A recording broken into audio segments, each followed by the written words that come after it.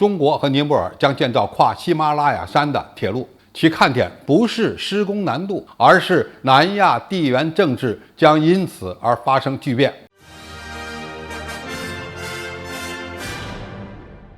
观众朋友、网友朋友，大家好，我是傅延绍。在中国的西部邻国之中，位于喜马拉雅山南麓的尼泊尔是一个非常特殊的存在。一方面，这个国家没有出海口，在经济和外交上受到印度严重影响和控制。美国的印太战略也把尼泊尔当成制衡中国的一个重要节点。另一方面，中国推进的一带一路战略也把尼泊尔当成重要的一环，甚至成为争夺南亚次大陆影响力的关键。所以，尼泊尔未来如何选择自己的发展道路，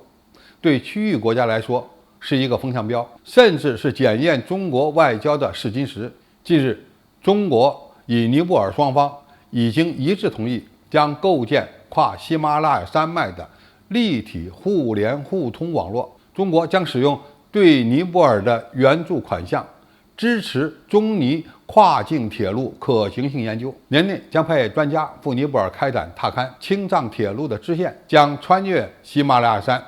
到达尼泊尔首都加德满都，将尼泊尔3大城市都衔接起来。如果这条铁路建成，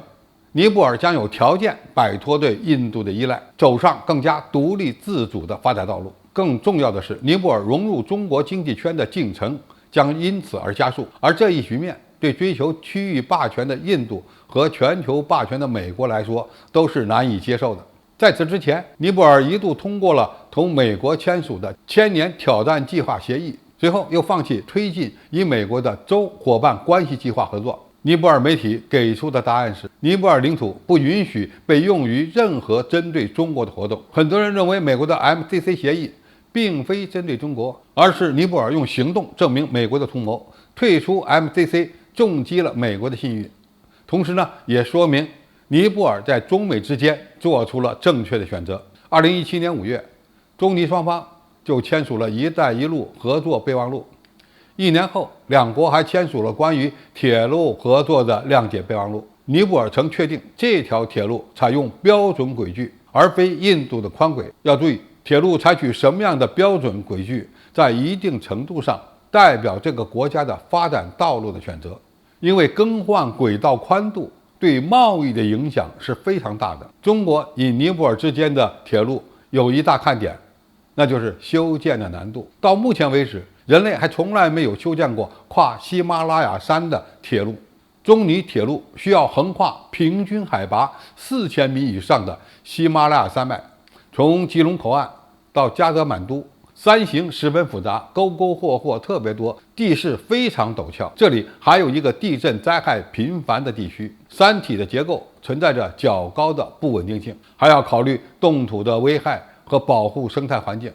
所以这件事仅从技术角度看就是一个奇迹。促进尼泊尔做出选择的关键因素可能还不是美国，而是印度。我们曾经说过，一个国家位于中国这个大国身边是一件多么幸福的事儿。对比一下印度就明白了。印度自独立以来一直想继承英国殖民者的遗产，在上世纪70年代就已经吞并了西金，对不丹长期实行全面控制，对尼泊尔实行全面渗透，甚至对该国的权力机构实行控制。所以尼泊尔现在最重要的就是独立自主，如何在经济上摆脱对印度的依赖就是最重要的事。过去印度多次对尼泊尔实行禁运，以此牵制尼泊尔的政策方向。今天中国与尼泊尔的铁路建设也不会一帆风顺，未来发展动向仍然值得我们关注。等中尼铁路建成之际，就是践行人类命运共同体的重大成就，对于改变南亚次大陆的地缘政治而言，将是一场巨变。好，今天的评述就到这里，谢谢大家收看，我们下期再见。